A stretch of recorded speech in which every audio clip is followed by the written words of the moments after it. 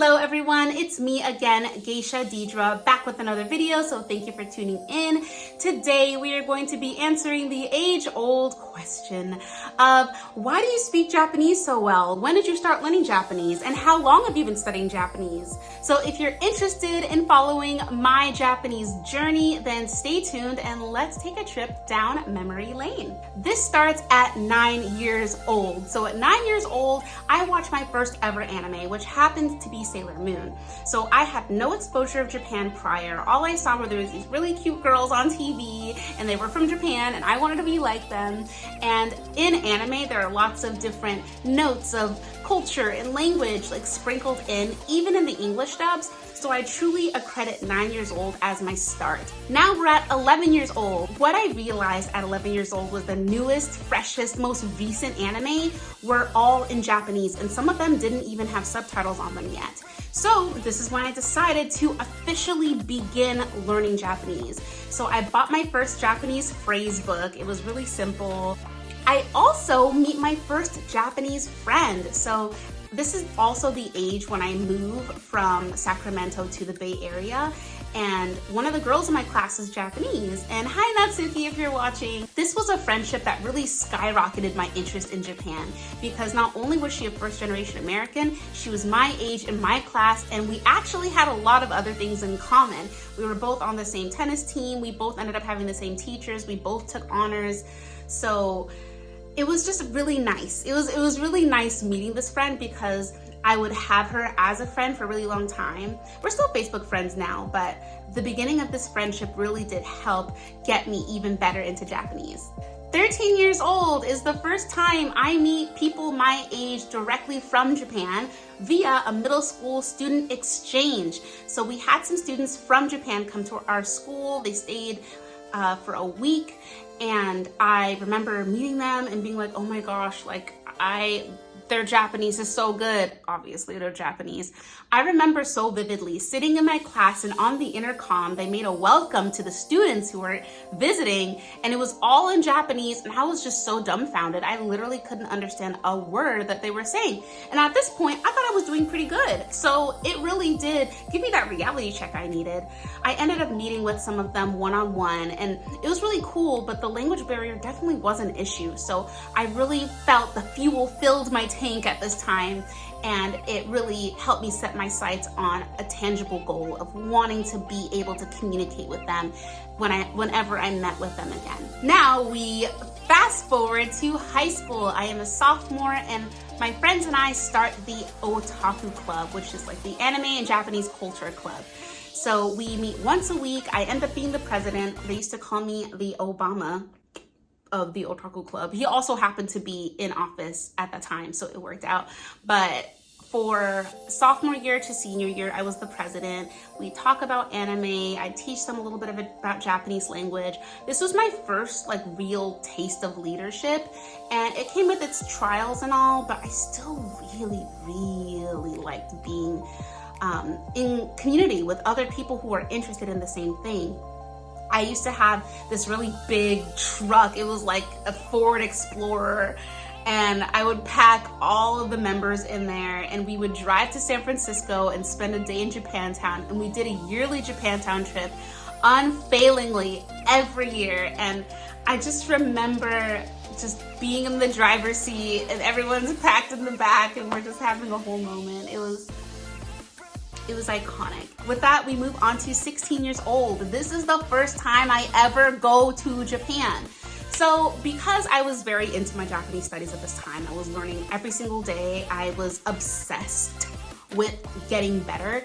And a time that I would very often study was during math because I'd rather do Japanese than geometry, duh. But my teachers caught wind of this. One teacher in particular, and she's very important.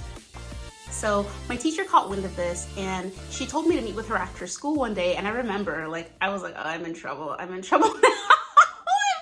Like, push has finally come to shove, and I am in trouble. And I remember talking with her, and she was cool, you know. She's like, so I see you study always in my class. You're always studying in my class. Like, what's going on? Like, why are you doing this? Why, you know, why, Dedra, why? And I let her know, like, hey, I'm studying. Like, I just need like a time to study. It's quiet. Yeah, I basically just let her know, like, this is another class I'm studying for. You know, I don't have a teacher. Like, I'm my own teacher. So yeah, I'm just doing it here. I mean, I apologized, but basically I was like, yeah, I'm still gonna study though. And she's like, okay, like, I see that you're gonna do that. And she let me know, she told me, I have a son that goes to a high school that's taking a Japan trip. If you stop learning Japanese in my class, then I'll connect you with them. And of course, I was like, yes. I held up my end of the bargain. I stopped studying in her class and she held up the end of hers. And by the summer of my 16th year of life, I was on a plane headed to Japan for the very first time. And it was a whirlwind. I stepped foot off the plane and knew that I was going to move to Japan. It was just like, I'm moving here one day. I literally knew. But yeah, 16 years old was my first time ever going to Japan. All right, we are going to fast forward to 21 years old. I go through an identity crisis, kind of like a quarter-life crisis. 21 was a really dark time in my life. There was a lot of things going wrong. My life was kind of going up in flames. Yeah, it was not a good time. Would not recommend. But one thing stood up through the ashes, and that was Japan. That is when I decided to enroll in my first ever Japanese class, because I had changed my major a million times. I had like no community at that point. A friend or two, like, man, when I tell you that 21 was like a big reset button on my life, I had started from zero again, and I found myself in my first ever Japanese class, my first ever Japanese course. And that's when things began again. That's when I met new friends. That's when I had new teachers, new community, a new major, a new minor. And I felt like I'd found myself again. And it felt really good. It felt good to be somewhere where I felt I belonged. I also started creating Japanese music. I started singing and songwriting at this time, and I made some really fun, cool songs that I have yet to post. I never posted any of the creations that I've made, but I have so many songs I made in Japanese that really highlight my love of the country. And yeah. All right, 22. I don't know about you. All right. Now we fast forward to 22 years old. At 22 years old, I win the Sacramento State University's Japanese speech contest. One of my teachers referred me. I entered and I won Division II. I got first place, and that was one of the best speeches I ever wrote to date. It was called Jibun ni okuru tegami, the letter to myself. And then because of that, the Japanese embassy reached out to me to be a Kakehashi Project ambassador. Kakehashi Project is a government-run program that helps connect Japan to other countries via an all-expense paid trip to Japan, where you learn about various things of Japanese culture and government and history to promote that unity, that international unity.